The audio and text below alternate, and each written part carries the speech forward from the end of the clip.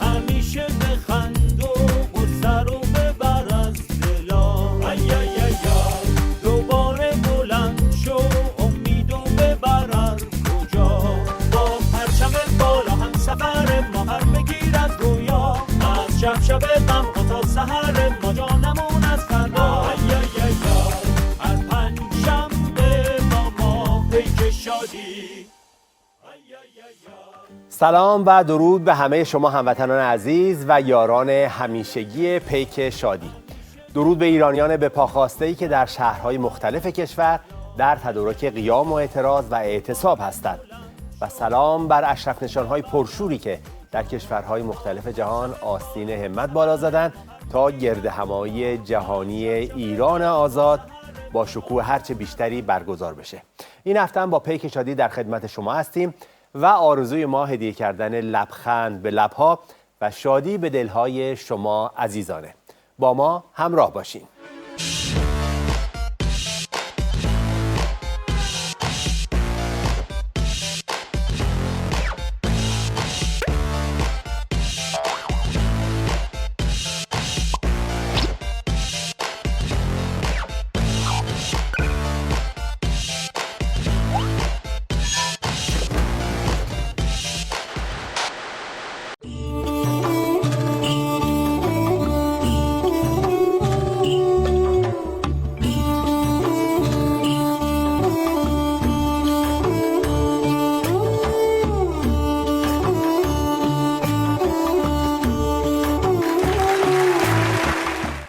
هفته خبر تو خبر داره براتون از قمپوزای آخوند رئیسی در آستانه یک سالگی دولت آشولاشش. اعلام کردم حتما از شما میخوام به سرعت دست به کار بشید، هواپیمای با 72 سرنشین رو سریعا در کشور بسازید.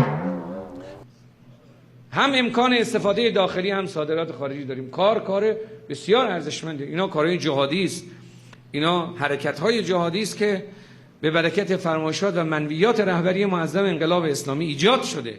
فردای همون روزی که آخوند رئیسی این قمپوز رو در کرد، خبر سقوط هواپیمای F-14 آخوندا مثل پتک خورد تو عمامه عظما و رئیسی. سقوط یک فروند هواپیمای F-14 ارتش. مسئول روابط عمومی ارتش در منطقه اصفهان اعلام کرد یک فروند جنگنده F-14 ساعت 10:30 امروز صبح حین مأموریت دچار نقص فنی در موتور شد و سقوط کرد. حکایت پیشروی آخوندا در زمینه‌های مختلف، حکایت بالا رفتن آخوند مشنگ از پله برقیه. یکی نیست به آخوند رئیسی بگه تو آب لوله کشی ملت رو درست کن، درست کردن هواپیما باشه طلبت. آن در خدمت برار شیرم، برار سردگرمم یه چای کوپنی آن در خدمت نوش جون سخت با فقط توی فردی او گیره و دفته یه هم خانی باز درگ پیا ارزشدار پیا بی ارزش هورد نگشت. این هم وضعیت آبرسانی در اهواز که از لوله به جای آب ملات سیمان میاد بیرون.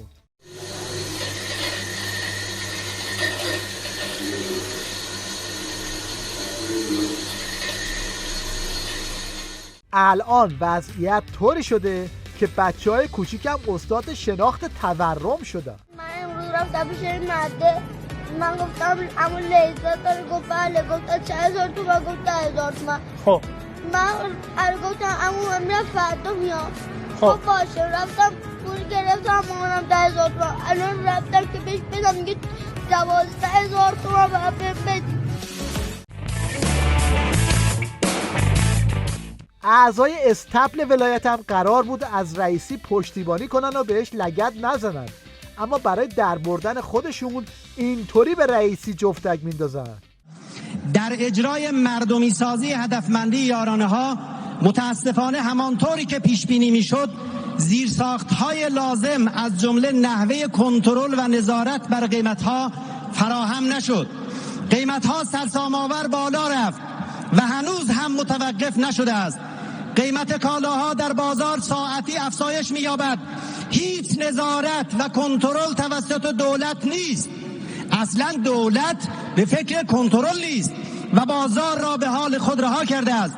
مردم به بهانه مردمی سازی یارانه ها به دلیل سوء مدیریت زیر چرخ فشار اقتصادی له می شوند. امام جمعه های خامنه‌ای هم طبق معمول مشغول سوز و گداز و خوندن روزه‌های وحشت هست. هر روز یک گروه رو تحریک بکنید، اون گروه فلان صفن، اون گروه فلان صفن، تجمع بکنید، 4 نفر وارد معرکه میشن، جمع میکنن آدما رو اینجا اونجا. حالا من اسم دیگه نمیبرم. برادران، عزیزان، گویندگان، نویسندگان، مراقبت بکنید. امروز هر حرکت صنفی که خواسته و مطالبات صهیونیسم ها را تأمین کند و نظام اسلامی را به چالش بکشد، یک بار گفتم این هم مذموم است هم منفور. با اون گروهی هم که حرکت میکنن اونها معاندن با نظام اسلامی. نباید امروز این حرفا و اعترافا همه رو یاد آخرای زمان شاه میندازه که تو مجلس همین حرفا رو میزدن و به همدیگه هشدار میدادن. آنچه که اون وقت در تبریز گذشت یک عصیان بود، یک عصیان دهق بود.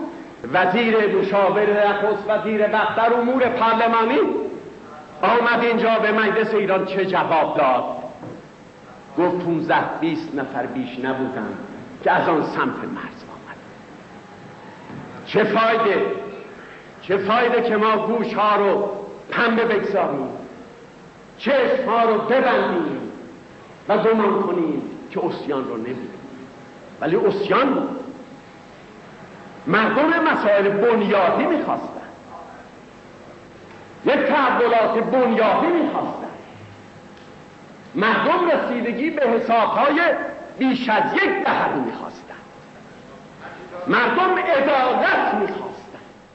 توی این وضعیت آخوندهای عمامه‌دار و بی عمامه هم به اجر و لابه افتادن و اینطوری به مردم التماس میکنن که تو رو خدا مدارا کنید. از مردم خواهش میکنم. بله خودمون.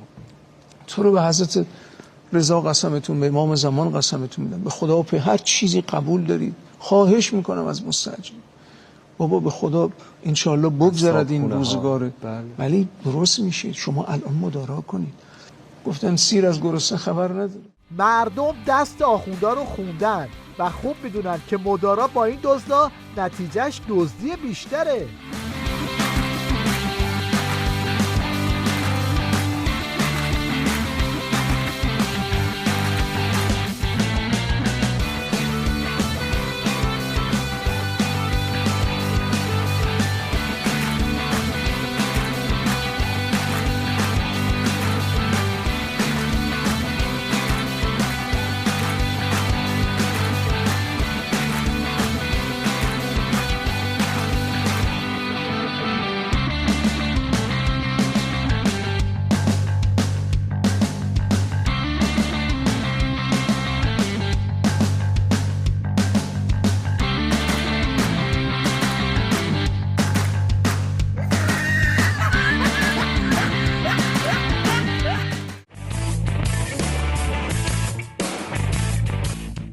این وزیر مشنگ کابینه آخوند رئیسی رو یادتون هست؟ به عنوان مثال ما اگر از منابع موجود در بخش کشاورزی به درستی استفاده بکنیم، در میان مدت میتونیم به 12مین قدرت اقتصادی جهان تبدیل بشیم.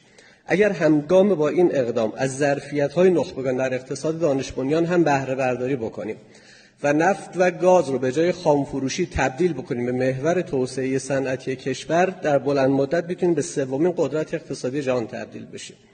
و اگر همگام با این بحث‌ها، این مواردی که عرض کردم، از ظرفیت‌های بخش‌های دیگه مثل بخش تجارت، بخش ترانزیت، بخش خدمات مالی، دریا و معادن استفاده بکنیم و انشاءالله همزمان جمعیتمون به 150 میلیون نفر ارتقا پیدا بکنه، میتونیم حتی به قدرت اول جهان در افق تمدنی تبدیل بشیم و این منت بزرگی است که خداوند بر سر ما. هنوز 1 سال نشده افق تمدنی رو بیخیال شد و با یه برگه استعفا برکنار شد.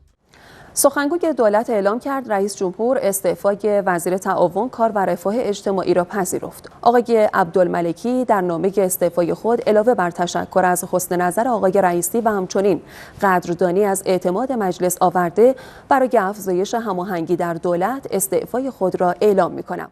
این هم یه نمونه از کامنت‌های مجازی درباره استعفای وزیر کار آخوند رئیسی. ببینید اندک اندک جمع مستان میرود. اولین وزیر حاج آقای رئیسی استعفا دادن، انشالله که تک به تکشون استعفا بدن و دیگه اصلا دوروبر وزارتخانه جای نپلکن. مرد شور برده ها. شاغل مرده میگفتش که با 1 تومن میشد شغل ایجاد کرد. با 1 تومن چه جورکی خودت میخوای شغل ایجاد کنی؟ با این اوصاف عظما برای بهره‌مند شدن از دستاوردهای دولت آخوند رئیسی چنین وضعیتی داره.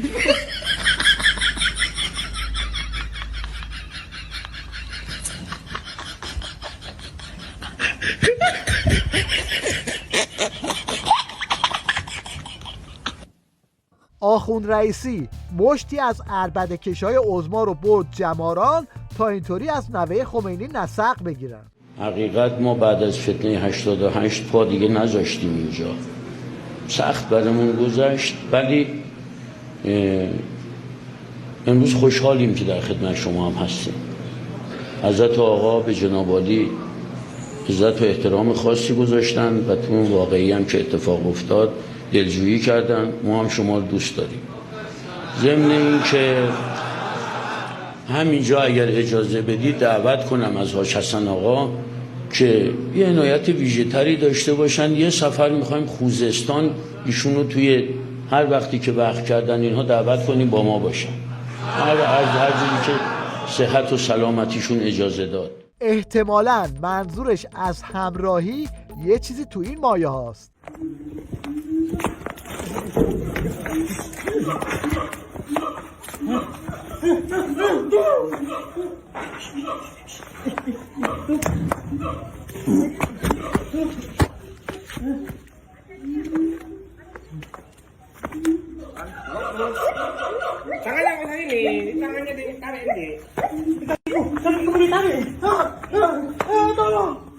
تنفر مردم از آخوندا طوری شده که اولا مجبورن قیافشون رو بپوشونن، ثانیاً بلاهایی که سرشون اومده رو اینطوری تعریف کنن.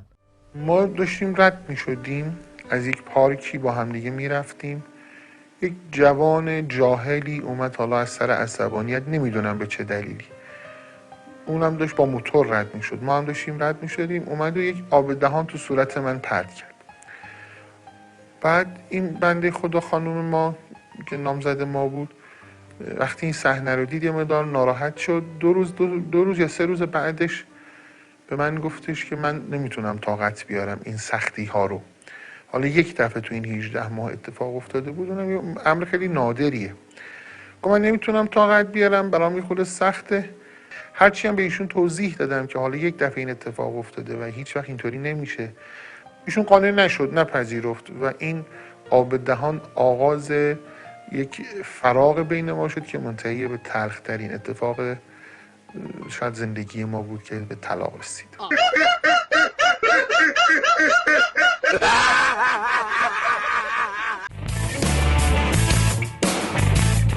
این هم یه سوتی جدید از تیویریش و تبدیل شهر قم به کشور قم.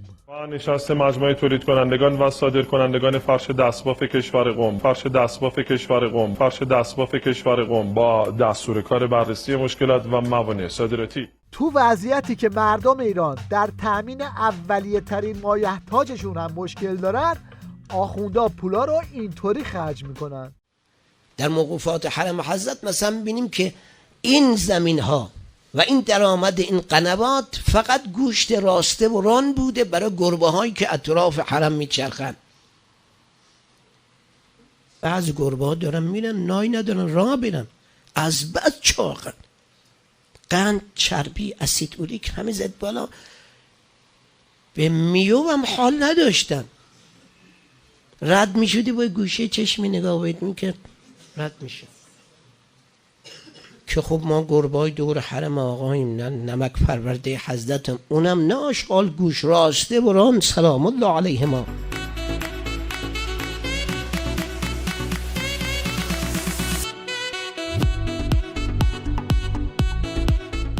وضعیت گربه ها که اینطور باشه، وضعیت بسیجی های توی هیئت هم معلومه چی میشه.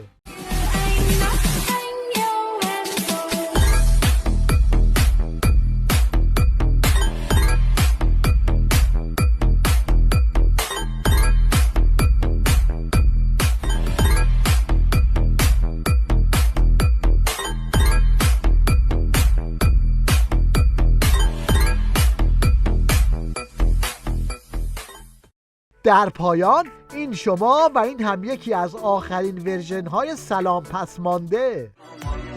سلام فرمانده سید علی دهری نبدی هاشو فراخنده سلام فرمانده.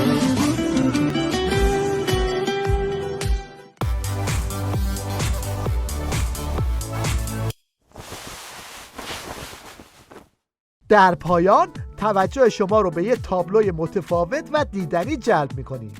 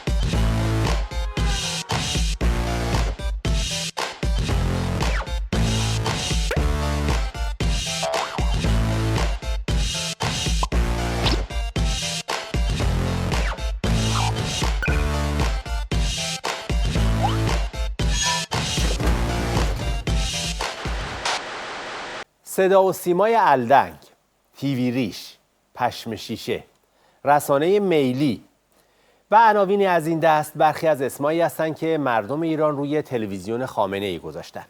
تلویزیون منفوری که جز تبلیغ جرم و جنایت هیچ وظیفه دیگه‌ای نداره و با دروغ و حقه‌بازی در واقع ویترین دجالیت رژیم آخوندیه. این تلویزیون رسوا اخیراً یک سوتی بسیار مفتضح به کلکسیون سوتی‌هاش اضافه کرده که در فضای مجازی خیلی به اصطلاح خبرساز شده. داستان به پخش قسمتی از صحبت‌های رونالدو، فوتبالیست مشهور پرتغالی برمیگرده. اول نسخه‌ای که تلویزیون خامنه‌ای از این صحبت‌ها پخش کرده رو اجازه بدید که با هم ببینیم. تماشاگران اسرائیلی برای من منفورترین تماشاگران به حساب میان. نمیتونم اونا رو تحمل کنم. من پیراهنم رو با قاتل عوض نمی‌کنم. بله، حالا بدون هیچ توضیحی اصل صحبت‌های رونالدو رو هم با زیرنویس فارسیش ببینیم. Of Syria. We know that you have been suffering a lot. I am a very famous player, but you are the true heroes. Don't lose your hope. The world is with you. We care about you. I am with you. تلویزیون خامنه‌ای به تحریف صحبت‌های رونالدو بسنده نکرده و حرفای سپ بلاتر رئیس فدراسیون فوتبال رو هم جعل کرده. اول نسخه پخش شده از تلویزیون رژیم رو با هم ببینیم. هرچند حمایت‌های اعجوبه فوتبال دنیا از فلسطینی‌ها با خشم و غضب صاحبان زر و زور مواجه شد. رفتار رونالدو عین پاسبوناست. اون مثل بانکنا پولشو برای موهاش هدر میده. و حالا نسخه اصلی با زیرنویس فارسیش. He's like a commander on the field of play.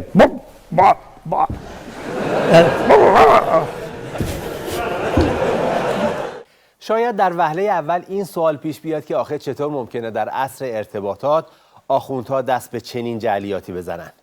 یعنی با خودشون فکر نمی‌کنن که این کلیپ‌ها در فضای مجازی منتشر میشه، رسوا میشن؟ در جواب از عقب موندگی تاریخی آخوندها که بگذریم، پاسخ این سوال به بیچارگیشون برمیگرده که حتی 1 ساعت هم براشون 1 ساعته و همین که بتونن سر بسیجی‌ها رو برای مدت خیلی کوتاهی شیره بمالن، تازه همینم براشون غنیمته. حالا این رو داشته باشید تا سوتی بعدی رو با هم ببینیم. اینجا قرار بوده کارشناس هندی بیارن، اما ببینید که چی میشه. ممنون از اینکه همچنان با برنامه سیاست خارجی هستید. انشالله ارتباط خواهیم داشت با ظفر مهدی، فعال سیاسی هندی و روزنامه‌نگار مستقل، اگر که ارتباطمون با ایشون برقرار شده باشه. The ties between the Israeli regime and the Arab countries in the region. How do you think Biden's upcoming visit to Saudi Arabia can affect Israel's relationship and ties with Arab countries in the Middle East region? خب فکر می‌کنم که آقای ظفر مهدی صدای ما رو ندارن. الان دارم. بله، توی تلویزیون خامنه‌ای تا دلتون بخواد از این سوتی‌ها و حقه بازی‌ها هست. با این مقدمه بریم سراغ ترانه طنز جدیدی با عنوان ملا تیوی که یک معرفی نامه جمع و جور از تلویزیون خامنه‌ای یا همون ملا تیویه.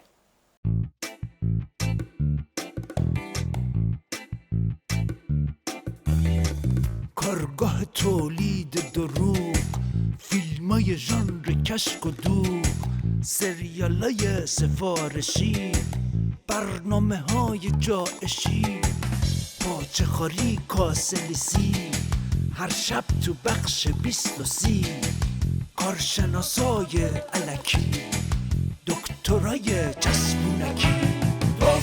بریشت ملا تیوی، آشغال لایو و آرشیوی، گندار و مال میکشی، بریشتو میکشی ماتیش. زالوزار سلبریتی، نمایشای در پیتی، آیتمای سرمایشی، خنده های فرمایشی، سانسور با دست و پای باز، قیچی موسیقی و ساز، کمدین های عبوس، مجریای چندش بلوز. بریشت ملا تیوی، آشغال لایو و آرشیوی، گندار و مال میکشی، بریشتو میکشی ماتیش. میدونی چرا؟ یه 40 توپ، یه 40 شیطون بلا بریم. الان دارم. یا اگه این دیگه نمیاد دیگه جلو. کار دارن میکنن. اخبار فیک و تأخیری، شوهای اعترافگیری، از این دکور به اون دکور، آموزش قتل و ترور، گزارش از توطئه‌جات به سبک آمن سادات، مجریای شکنجه‌گر، مهمونای ضد بشر. بریشت ملا تیوی، آشغال لایو و آرشیوی، گندار و مال میکشی، بریشتو میکشی ماتیش. سلام علیکم مخلص همه بازنشسته‌های با مرام و کسبه با صفام هستیم. آقا عجب تشتکی از عظما پروندید. آخوندا همین که دارن با یه بدبختی دست و پنجه نرم میکنن، بدبختی بعدی داره خودشو گرم میکنه بیا تو زمین. رفقا پا قدمتون خوب بود، مسافر خورد به پستم. سلام علیکم. علیکم السلام. سلام نکرده عزیزی. آشنا میزنی ها، تو اینستاگرام دیدمت یا اینستامرام. چه جالب، شما هم خیلی چهرهتون آشناست. شما همون آقا راننده پیک شادی نیستی؟ ای بابا آقای راننده اسم داره قربونت، غلامت هوشنگم. برای بچه تاکسیرانی به میگن هوشنگ و کاربراتور. خوشبختم. ولی آقا هوشنگ اولین بار که من علم غیب نداشتم اسم شما رو بدونم. منم بابکم. همون بابکی که همیشه با آقای مجری میرید با همدیگه آخوندا رو خالی میکنید.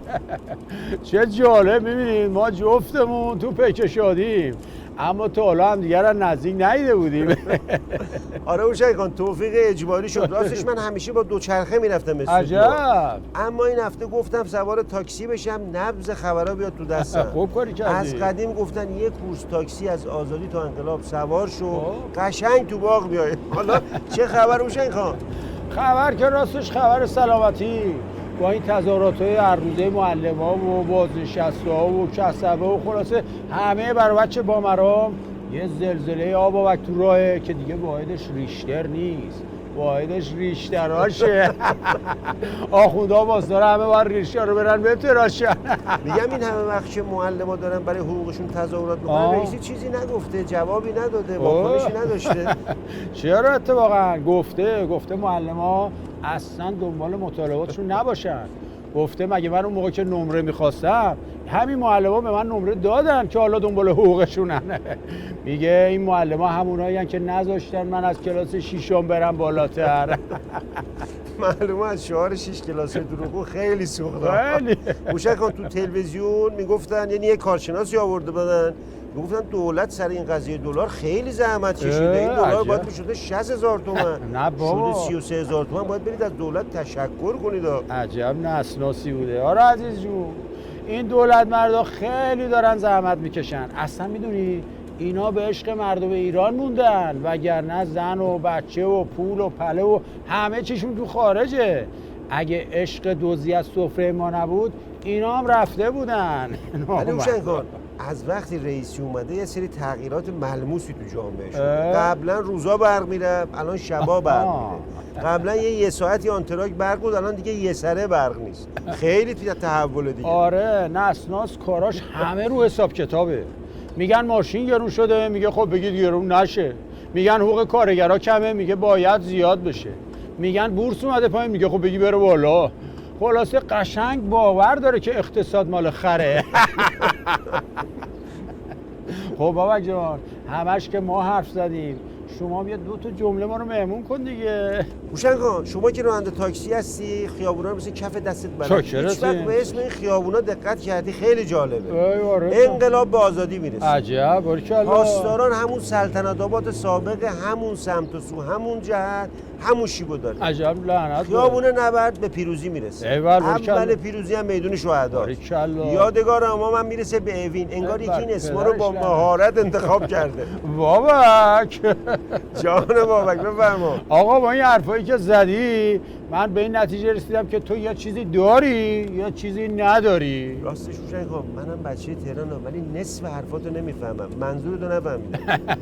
بابا اونی که داری معرفته، اونی که نداری لنگه است. لطف داری. اگه موافق باشی بریم که زودتر داریم استودیو رو رد میکنیم. ما رو زودتر برسون که امید منتظره. بله، گلی به گوشه جمالت که آخر مرامی. برو بریم، فقط صفر بشین که رفتیم. امید خان کجایی که بابک تو آوردم.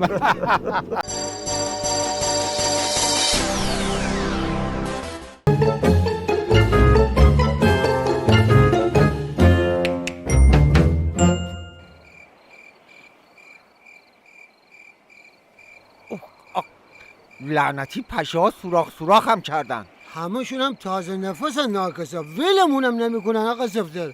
لامصب پشهاش مثل این تزریقاتچی سر کوچه میمونن، بلد نیستن رگتو پیدا کنن 500 جای آدمو سوراخ میکنن. خب بیشور یه جا رو بزن برو دیگه. آخ دیگه. تازه واسه تو از من بهتر آقا سفتر. نه بابا جان تو پشه رفته درست انگشت واسطی پا ما نیستاده. با جان تو ما اصلا یادم رفته بود که من همچین انگشتی هم دارم.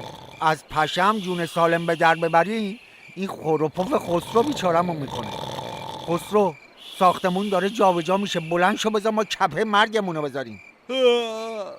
برای چی بلند شم آخر؟ مگه صبح شده؟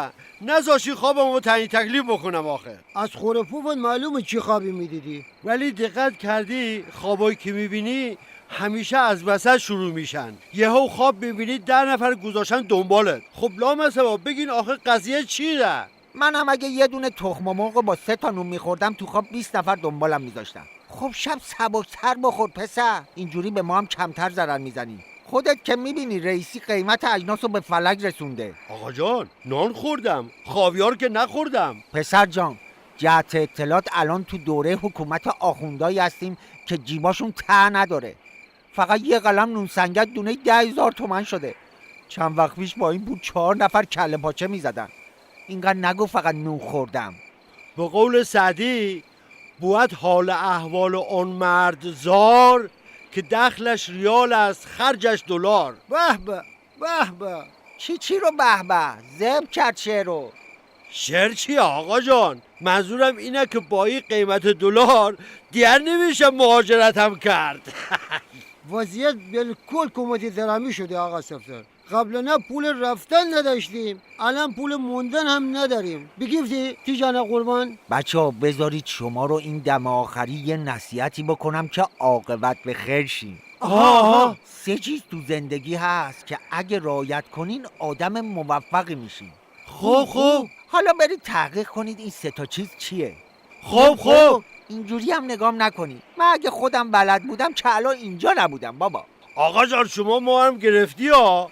من چقدر ساده هم جان تو. فکر کردم میخوای راه پول در آوردن به ما بگی. اسی جان اینجا ایرانه، این مملکت آخوند داره، میفهمی؟ آخوند. میدانی آقا جان من واقعا به انسانای اولیه حسودی میشه، چون تنها خطری که تعدیلشان میکرد خرس و پلنگ بوده نه آخوند. یا الله آقا صفدر، ساعت 1 شبه، صداتون نمیذاره بچه ها بخوابن. ببخشید جواد آقا، نمیدونستیم شما هم پشت بوم خوابید. تازه اگه ما حرف نزنیم خور و پف خسرو کل امواج یوتلست رو پوشش میده. با اون مشکلی نداریم؟ چاره دیگه ای نیست. هست؟ راستی جواد آقا بابات چی شد؟ تونستی از بازداشتگاه آزادش کنی یا نه؟ آره امروز بردیمش بیرون، الان طبقه پایین تو اتاق خوابیده. حالا قضیه دستگیریش چی بود؟ والا دیروز از پاسگاه زنگ زدن که بابامو همراه یک زن و شوهر رهگذر در حال کتک زدن یه آخونده گرفتن. منم رفتم ببینم چی شده. وقتی رسیدم مأمور کلانتری از اون مرد پرسید چرا آخوند و کتک زدی؟ طرف گفت خب به حجاب همسرم گیر داد، منم شاکی شدم با همسرم دوتایی زدیمش. بعدش به بابام رسید، پرسید تو چرا زدی؟ بابام گفت فکر کردم انقلاب شده. دم بابات گرم، تا تنور داغ بوده چسبانده. میگم حالا چطوری تونستی آزادش کنی؟ هیچی، رفتم آخونده رو یه جا خلوت گیر آوردم، بهش گفتم تو که میدونی کله پا شدن نظام نزدیکه، منم آدرس تو رو دارم، اگر رضایت دادی، اگر نه اون وقت منم و توی و یه زمندار اینقدی. آخوندی هم وقت تلف نکرد، پرید رفته رضایت داد، هر 3 آزاد شدن. جواد آقا ایول داری. چی خوره پوفی میکنه، انگار واسه قصه تعریف کردن. 100 رحمت به خرس گریزلی. گریزلی کی آقا صفدر؟ همون که بغل دستت خوابیده.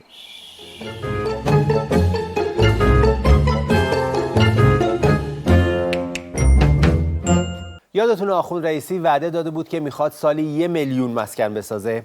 اخیراً وزیر مسکن آخوند رئیسی این وعده رو پس گرفت و گفت تا پایان دولت رئیسی 2 میلیون مسکن میسازیم، که البته خیلی واضحه که بادکنک همین وعده هم به زودی میترکه.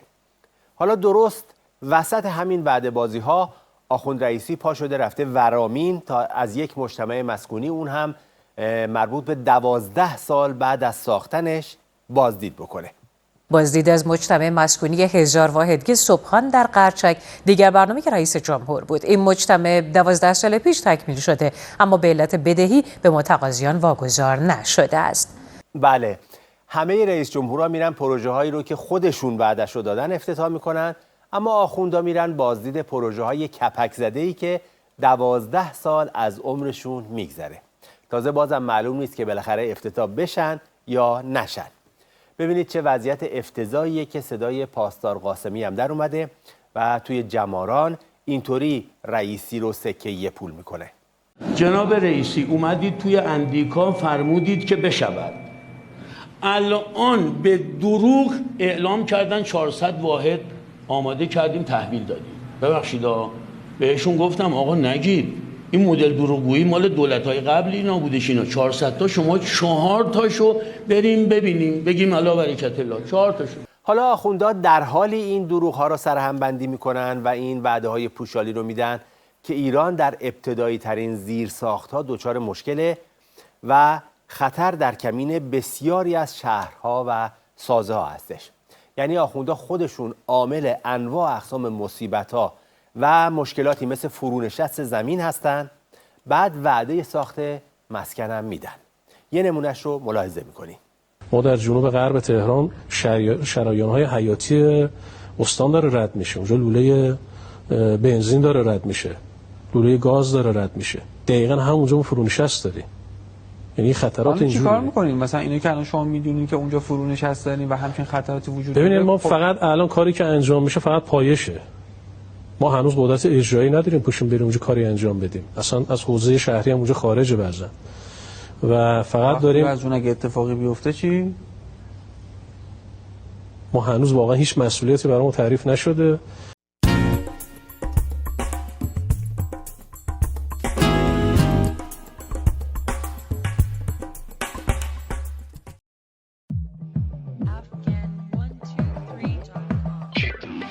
این همه آتیش سوزوندی آخرش همه جا موشک پروندی آخرش به امید بمب هستی بسیجی ها رو دنبال کشوندی آخرش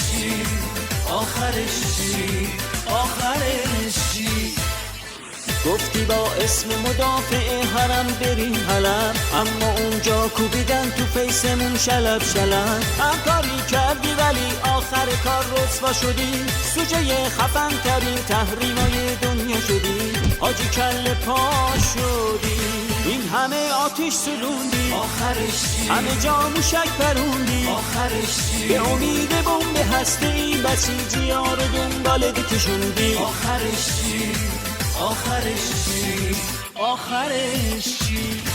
ما رکورد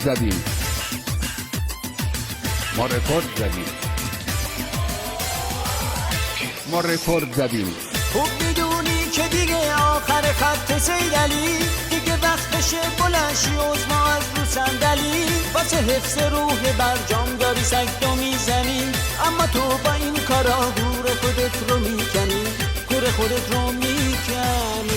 این همه آتیش سوزوندی آخرش همه جا موشک پروندی آخرش به امید بمب هستی بسیجی ها رو دنبال کشوندی آخرش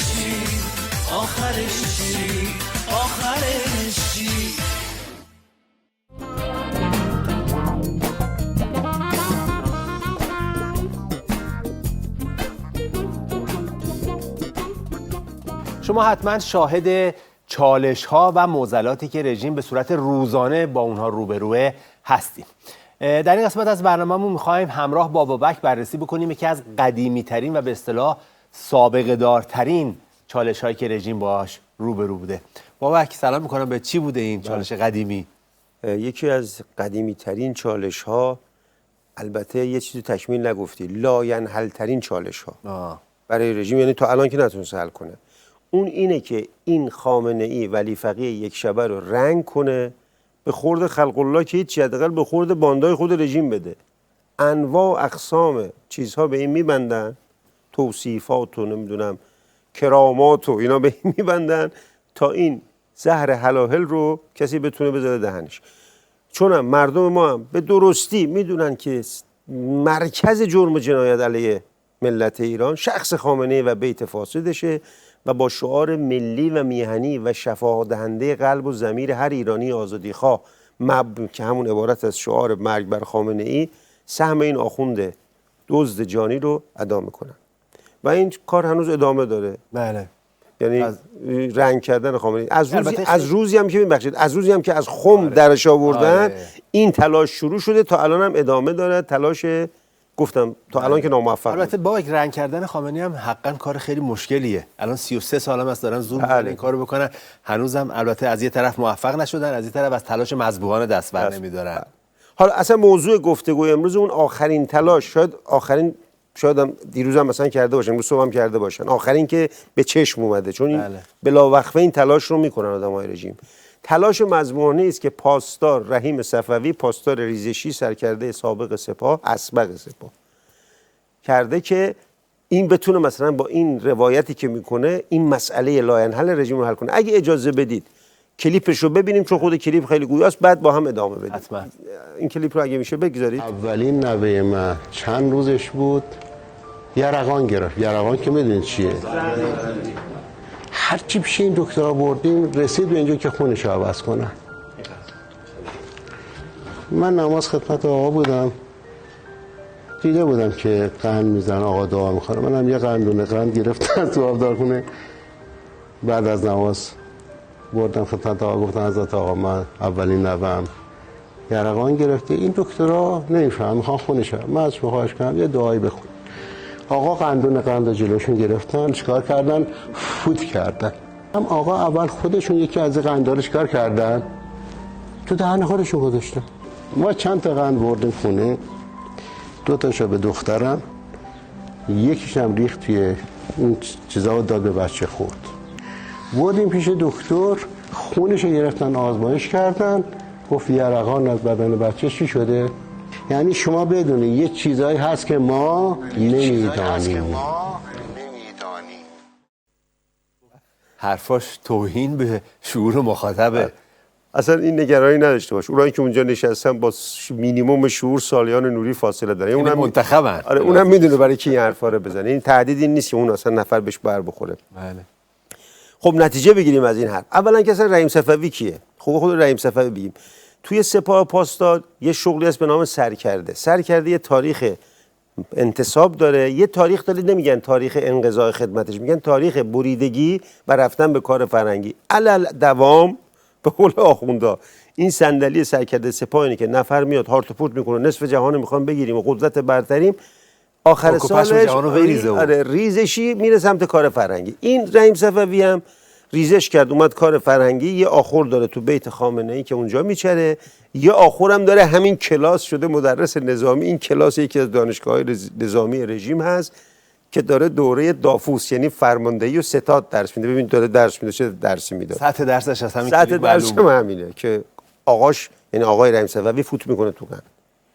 حالا نتیجه که از این میگیریم پس علم پزشکی رو باید تعطیل کرد، دانشکده‌های پزشکی تمام بیمارستان‌ها رو باید تعطیل کرد. بله. به جاش خامنه‌ای رو گذاشت که فقط تو قند فوت کنه که مریضی‌ها از بین بره. البته یه کارخونه بزرگ قندسازی هم با درست بله، یعنی خامنه‌ای رو باید بدن تو آخرین مرحله تولید که قند درست میشه مثلا دهنش باشه فقط روی این قندا فوت کنه که دیگه یراقان و وبا و همه چی منتها. چون خب خامنه‌ای یک دونه کارخونه که نیست تو ایران، باید 7 تا 10 تا کارخونه است، از دهن این باید یک لوله کشی بکنن که فوتش به همه کارخونه ها برسه که همه قندای ایران از این فوت آقا بی‌مسیب نباشه. برای این عظمتی که تو میگی لازم حتما یک کمپرسور هم به خود خامنه‌ای وصل کنن که دیگه سرپیری اینقدر مشکل ساز نشه براش. بله، این همون قسمت دانش بنیان این قضیه است. ببین اون کمپرسور رو بگیرن، مسئول سرویس نگهداریش هم بذارن رحیم صفوی که خب هم سلامتیش خامنه‌ای آسیب نمینه چون تو سن 84 سالگی هی فوت خب آسیب میبینه.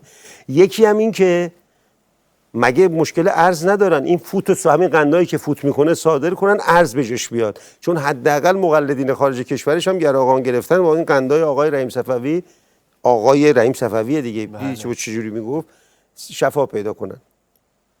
فکر کنم امید تنها عرصه‌ای بود که به گند کشیده نشده بود پزشکی بود که اینم در همکاری رحیم صفوی و خامنه‌ای کامل به گند کشیده شد. بله. من یه نکته بگم، مثلا این بزرگان و مشاهیر دنیا میان میگن که مثلا جیمز وات سیستم اسب بخار و ماشین بخار اختراع کرد، انیشتن تئوری نسبیت، نمیدونم مارکس پلانک تئوری کوانتوم. در مورد یه ریل منفی هم داریم، مثلا میگن پاسدار سلامی با مستعان علم پزشکی رو به گند کشید، رحیم صفوی با فوت قند آقا، نمیدونم حاجی زاده با چیز. اونا هم این طرف توی برند خاصشون خودشون تو مشاهیر تو قسمت منفی‌ها دارن که بلا انقطاع هم دارن این تولید مزخرفات میکنن و اینم سرنوشت علم مظلوم پزشکی زیر دست این پاسدارها و خامنه‌ای. ولی خب هر کاری خامنه‌ای بکنه مردم ایران همون شعار مرگ بر خامنه‌ای کوتاه نخواهند آمد تا روزی که خود رحیم صفوی و خامنه‌ای رو بسته‌بندی کنن بذارن تو گور.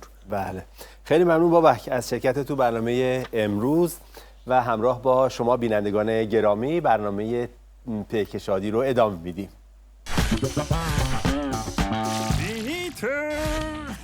روزی روزگاری قالقال در کلاسی با حضور مشنگ‌های فینیتو مشغول خالی بندی بود. من یه گاوی همی داشتم که گوساله‌ای زاییده بود که گوساله یرقان همی گرفتندی. ای وای بمیرم، کشتیش. طبیبان گفتند این گوساله به درد نمیخورد، بندازش در مجمع تشخیص مصلحت فینیتو. راست میگوید که خدا هر کی به درد نمیخوره را میاندازد آنجا. من گوساله‌ام را نزد کت خدا همی بردم. کت خدا دنب گوساله را به ریش خودش مالید و گفت آفرین باورتان نمیشوندی.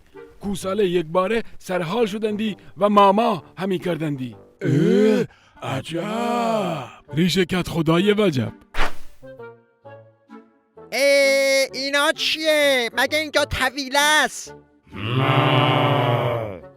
کت خدا دستمان به دامنت، گاوهایمان یرقان گرفتند، دنبشان را بماچ تا خوب همی شوند. ای بابا، حالا قالقال یه خالی بس، شما گاوا چرا باور کردید؟ کت خدا شفا بده، یه چیزی هم به ما بده. عجب گیری کردی ما.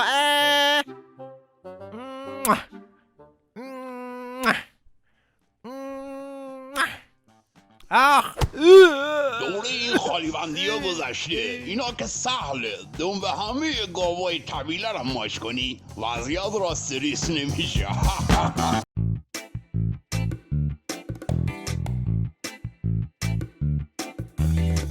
کارگاه تولید دروغ، فیلمای ژانر کشک و دوغ، سریالای سفارشی، برنامه های جایشی، پاچه خاری کاسلیسی، هر شب تو بخش 20 کارشناسای علکی، دکترای چسبونکی. توف بریشت بالا دیدی، آشغال لایو و آرشیوی، گندار و مال میکشی، بریشتو میکشی ماتیش. زالوزار سلبریتی، نمایشای در پیتی، آیتمای سرمایشی، خنده های فرمایشی، سانسور با دست و پای باز، قیچی موسیقی و ساز، کمدین های عبوس، مجریای چندش بلوز. توف بریشت بالا دیدی، آشغال لایو و آرشیوی، گندار و مال میکشی، بریشتو میکشی ماتیش. میدونی چرا؟ یه 40 توپ، یه 40 شیطون بلا بریم. الان دارم. یا اگه میدونی این دیگه نمیاد دیگه جلو. کار دارن میکنن. اخبار فیک و تأخیری، شوهای اعترافگیری، از این دکور به اون دکور، آموزش قتل و ترور، گزارش از توطئه‌جات به سبک آمن سادات، مجریای شکنجه‌گر، مهمونای ضد بشر. توف بریشت بالا دیدی، آشغال لایو و آرشیوی، گندار و مال میکشی، بریشتو میکشی ماتیش. بینندگان عزیز، به پایان پیک شادی این هفته رسیدیم. امیدواریم که این برنامه هم مورد توجهتون قرار گرفته باشه و تونسته باشیم خنده رو بر لب‌ها و شادی رو به دل‌های شما عزیزان بیاریم. هفته‌ای با رخدادهای بسیار پیش روی ما هست و خبرها حاکی از تغییرات بزرگه. با ما در ارتباط باشید و ایده‌ها، نظرها و پیشنهاداتتون رو برای ما ارسال بکنید. تا برنامه دیگر و دیداری دیگر، خدا نگهدار همه شما.